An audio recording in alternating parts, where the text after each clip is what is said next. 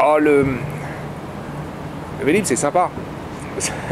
Il y a un gros prétexte écologique quand même derrière, puis c'est pas une nouveauté. La Rochelle l'a installé en 74 déjà, donc c'est pas l'invention du 3e millénaire, c'est quelque chose qui existe, qui est validé et qui fonctionne dans un certain nombre de villes.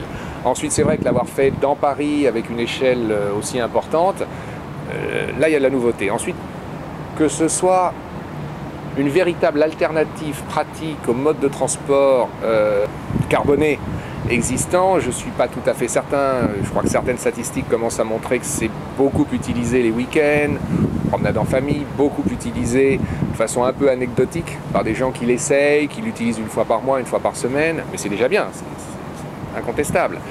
C'est beaucoup utilisé par les touristes aussi.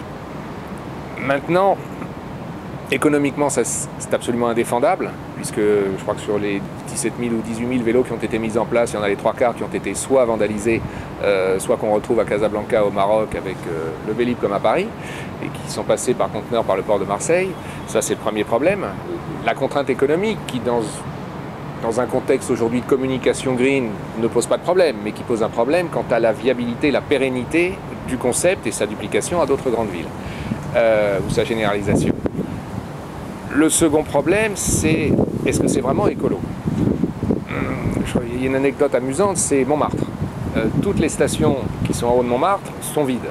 Et toutes celles qui sont en bas de Montmartre débordent. Et il y a des petits camions qui, eux, ne marchent pas à l'électrique. Des petits camions qui, toute la journée, prennent les vélos en bas, les remontent en haut. Et puis les gens les descendent. Et puis les camions... Alors, un camion qui tourne 24/24 pour remonter des vélos, pour que les gens puissent descendre la côte, pas certain que si on faisait un véritable bilan carbone du process, il soit absolument positif. Maintenant, la politique,